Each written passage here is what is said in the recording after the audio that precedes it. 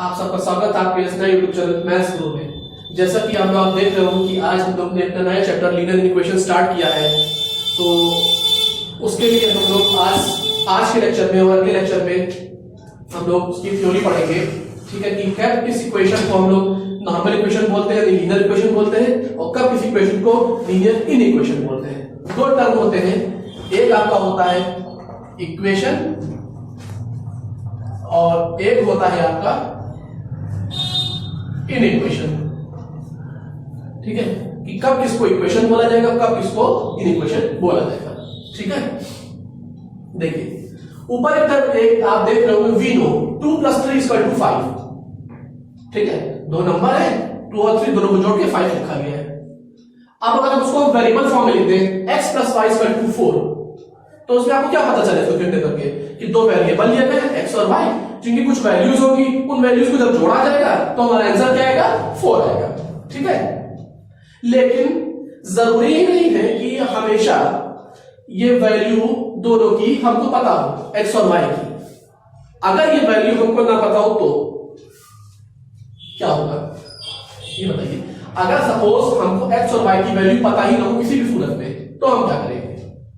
If we do not get equation with the sign equal to, और उसका result क्या होगा? अगर हमको x और y की वैल्यू पता नहीं होगी तो क्या हम इक्वल टू निशान इस बात का वो होता है, रिजल्ट होता है कि हाँ हमको इन दोनों वैल्यूज को जोड़ने पर आंसर 4 ही आएगा, ना 4 से कम आएगा ना 4 से ज्यादा आएगा।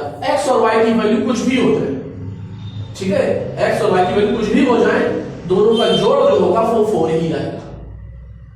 इक्वेशंस जो होते हैं बेसिकली, चाहे वो इक्वेशन हो या इनइक्वेशंस हो, इनमें बेसिकली 4 साइंस होती हैं। ठीक है, less than, greater than, less than equal to, greater than equal to, और 5वीं साइन होती है सिर्फ इक्वल टू। ठीक है, इक्वेशंस में 5 साइन होती है, equal to, less than, greater than, less than equal to और ग्रेटर देन इक्वल टू। जिसमें से पहली sign equal to sign normal linear equations में आती है। ठीक है, लेकिन जो बाकी की 4 बची हुई साइंस होती हैं, जिसमें आपकी less than, greater than, less than equal to, greater than equal to, ये सारी साइंस आपकी लीनियर इनइक्वेशंस में आती हैं। ठीक है, अगर हमारे पास कोई ऐसा इक्वेशन दिया हुआ है जिनमें less than, greater than, less than equal to और greater than equal to signs है, तो हम उस टाइप के इक्वेशंस को क्या बोलेंगे? लीनियर इनइक्वेशंस। ठीक है, इसका आप लोग बस स्क्रीनशॉट लीजिए। हो गया आपका? अब देखिए हम लोग का जो अगला टर्म इसमें आ रहा है कि 3 आपको पार्ट दिए रहेंगे। एक बार आपको बताया जाएगा कि जब a b से लेस है तो क्या, a b से ज्यादा है तो क्या, और अगर a b के बराबर और लेस देन इक्वल टू, ये सब चीजें आपको थोड़ा सा एक्सप्लेन करके बताई जाएंगी। ठीक है,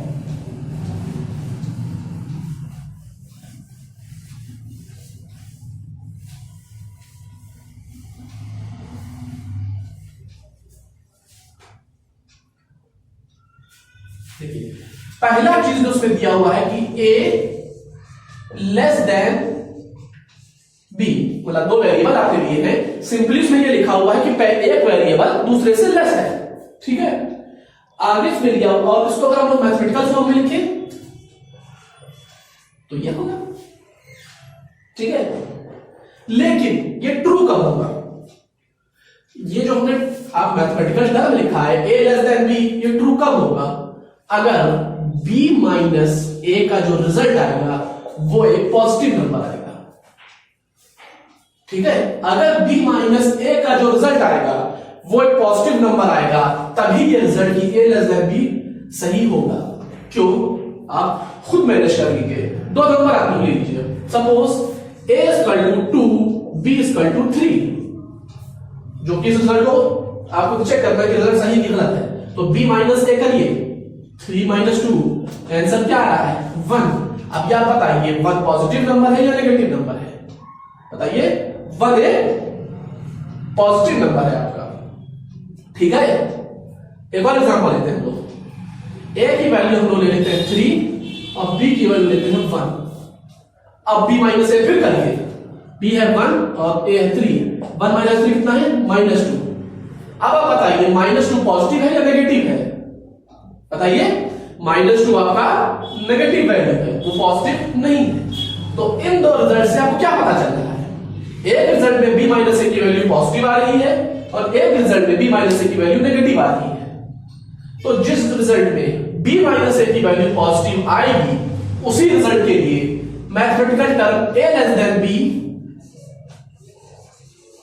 ट्रू होगा if and only if b minus a is equal to a positive number, then a less than b will be true। यानी अगर b, दो नंबर हम लोग ले रहे हैं a और b, और अगर b माइनस a यानी पहले का सब्सट्रैक्शन दूसरे में से करने पर जो रिजल्ट निकल के आया है वो अगर पॉजिटिव है, तो ही हम लोग ये लिख सकते हैं कि a less than b। Okay, clear आपका हुआ? आगे समझना आप लोगों को, इसको भी आप लोग नोट करिए। ठीक, अब आप लोग का सेकंड जो हम लोग इसमें पढ़ेंगे, पहला हमारे लिए क्या था कि a लेस देन b, ये हम लोग को प्रूफ करना, तो वो हम लोगों ने प्रूफ करके दिखा दिया। अगला है a लेस देन और इक्वल टू b, मतलब फर्क क्या है कि लेस देन b तो पहले वाले में भी था, लेकिन दूसरे वाले में सिर्फ इक्वल टू साइन जोड़ दी गई है। तो पहले वाले के लिए हमारे पास रूल क्या था कि b माइनस a रिजल्ट को पॉजिटिव होना जरूरी था ना। इसमें एक चीज जुड़ जाएगी, b माइनस ए रिजल्ट या तो पॉजिटिव हो या फिर जीरो। नहीं समझे? फिर से देखिए, अगर हमको ये प्रूव करना है कि a इज लेस देन और equal to b, then the result b minus a either should be a positive number और जीरो। उसको अगर हम दूसरे भाषा में बोले तो a लेस देन b और equal to a less than equal to b अगर प्रूफ करना है, तो जो b माइनस a का आंसर होगा वो हमेशा जीरो या जीरो से ज्यादा होना चाहिए।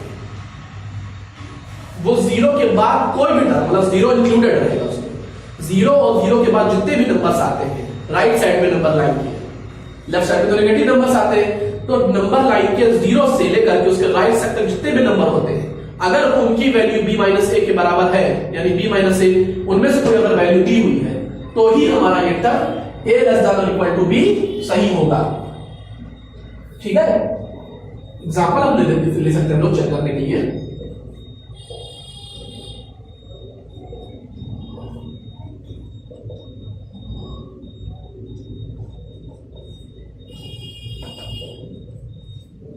दोनों केस में देखिए क्या पता चलता है आपको। इसमें देखिए 4 माइनस 3 1, इसमें देखिए 3/2 माइनस 3/2 0। एक और लेते हैं,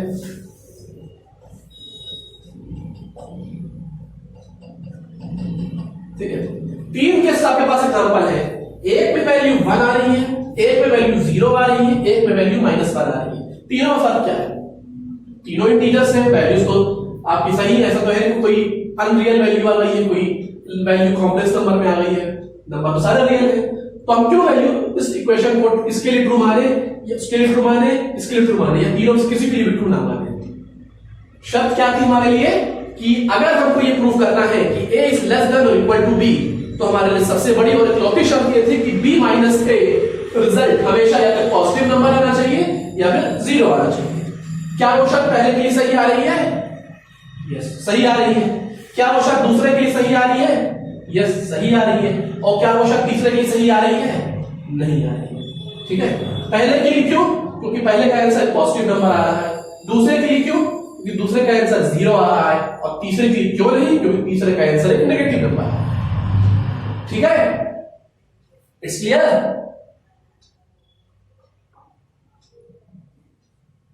ओके, हुआ है a is greater than b, written as if and only if a minus b is positive।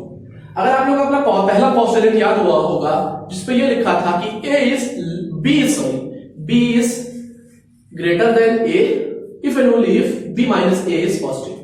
मतलब पहला वाला पोस्टुलेट तभी ट्रू था अगर b minus a पॉजिटिव संख्या हो। ठीक है, वही चीज पलट गई है यहाँ पे। उसमें b माइनस ए को पॉजिटिव दिखाया गया था, यहां हम लोग ने a माइनस बी को पॉजिटिव दिखाया गया था। ठीक है, यहां पर हम लोग हल्का सा एग्जांपल में चेंज किया है ताकि आपको यह पता चल जाए कि इस तरीके से भी हम लोग अपने आंसर को प्रूफ कर सकते हैं। ठीक है, ये देखिए ए एक नंबर लिया हम लोगों ने 7, बी एक नंबर लिया 2। आंसर कितना आया a माइनस बी का? 7 माइनस 2, 7 माइनस 2 क्या होता है? 5। 5 एक पॉजिटिव संख्या है, ठीक है। आप देखिए ए हम लोगों ने एक नंबर लिया -2, बी हम लोगों ने नंबर लिया -5, तो -2 माइनस और -5 आंसर आया 3, वो एक पॉजिटिव संख्या, ठीक है। और तीसरा हमने एग्जांपल लिया a इक्वल टू 3 और b इक्वल टू 4, तो a माइनस b यानी 3 माइनस 4 और -1 एक नेगेटिव संख्या। तो 3 एग्जांपल से हम लोगों ने 3 अलग अलग चीजें देखी, इसमें 2 चीजें सेम है और तीसरी अलग है। पहले वाला हम लोगों ने देखा कि जब a की वैल्यू हमने 7 ली और b की वैल्यू हम लोगों ने 2 ली, तो हमारा जो a माइनस b का आंसर आ रहा था वो आ रहा था 5, और 5 एक पॉजिटिव संख्या होती है जो हमारे पोस्टुलेट को a लेस देन b को प्रूव कर रही थी, ठीक है।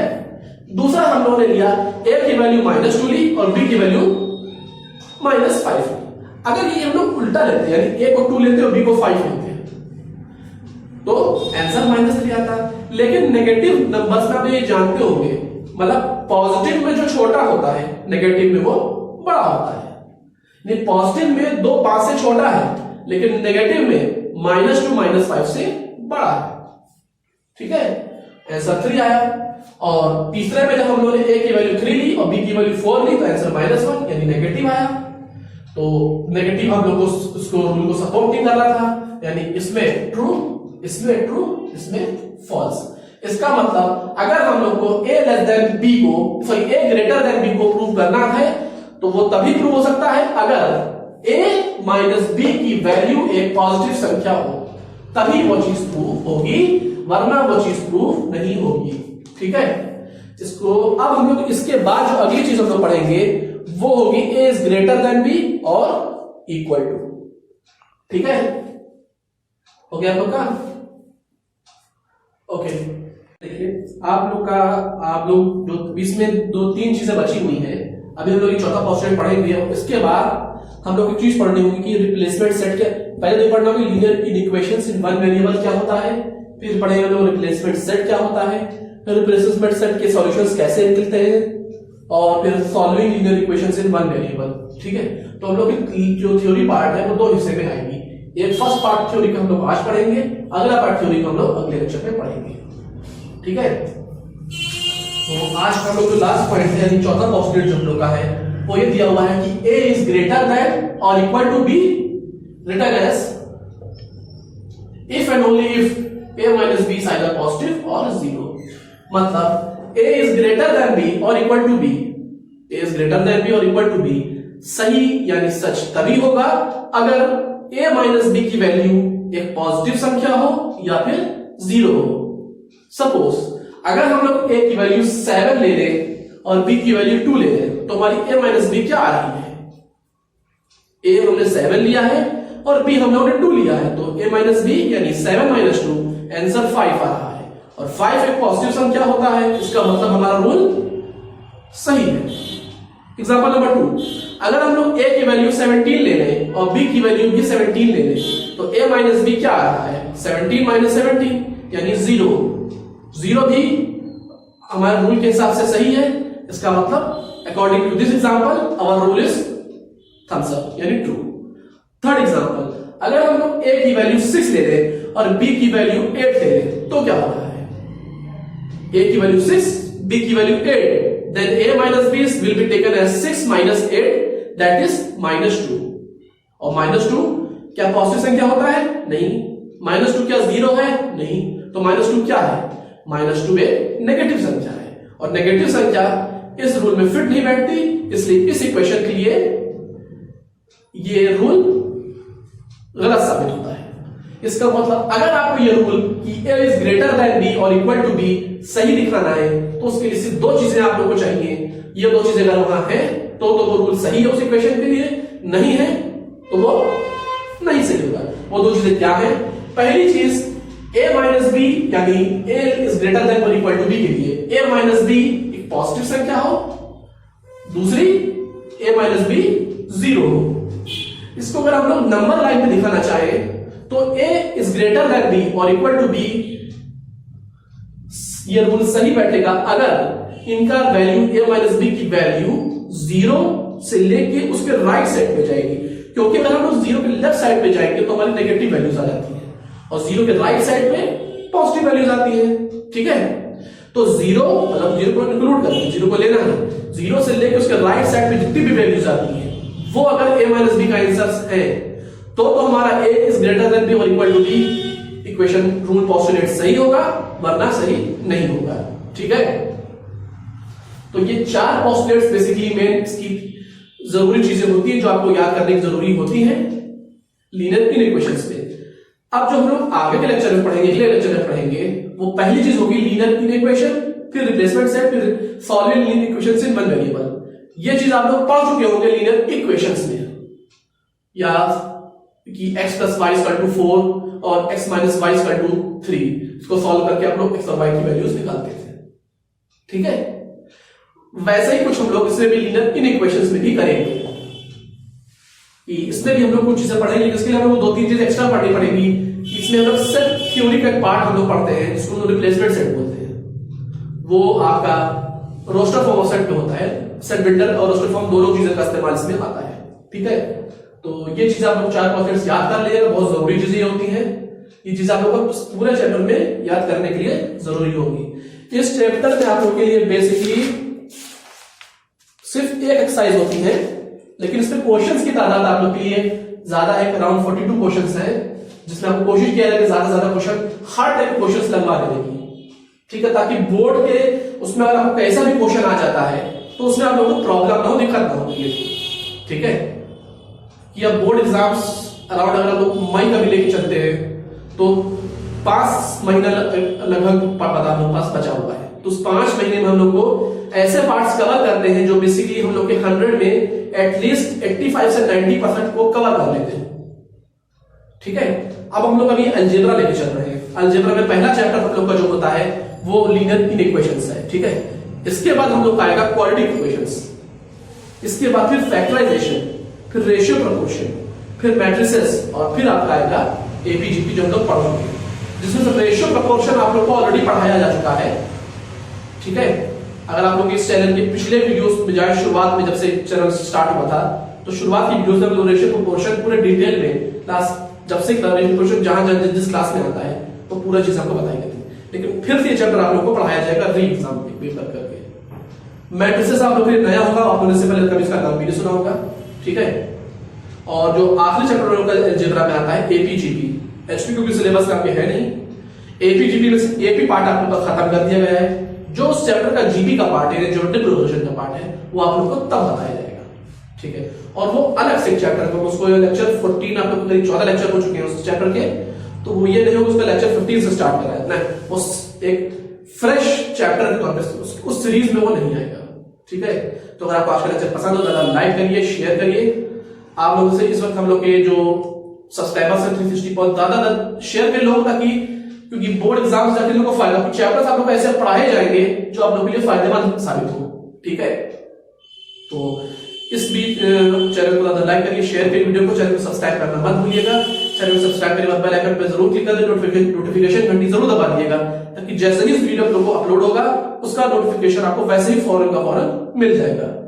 ठीक है, और इस वीडियो को टारगेट रखते हैं एटलीस्ट 100 लाइक्स का, और तो उम्मीद करता हूं कि आप लोग टारगेट को जरूर पूरा कर देंगे। पिछले का टारगेट हम लोगों ने 100 रखा था, तो जो कि अराउंड आप लोगों ने 90-92 के करीब पहुंचा दिया था। तो इसका लोग फिर से टारगेट 100 लाइक्स कर सकते हैं, और व्यूज आप लोग जितना ज्यादा तक पहुंचा पाए। वीडियोस को कोशिश किया करिए आप लोग पूरा से पूरा देखने की, ताकि आप लोग को स्किप करके ना देखिए, क्योंकि आप लोग स्किप करके देखेंगे तो आप लोग को पूरी नॉलेज इसमें मिलेगी नहीं। ठीक है, तो आप लोग पूरा इसको देखा करिए, और अगर आप लोग इस पूरे चारों पोस्टुलेट्स में आज की कोई भी चीज डाउट्स हो जो ना समझ में आई हो तो उसको पूरा समझने की कोशिश किया करिए। ठीक है, तो इस वीडियो को ज्यादा लाइक करिए, शेयर करिए, और अच्छा लगे कमेंट जरूर करिए। Thank you.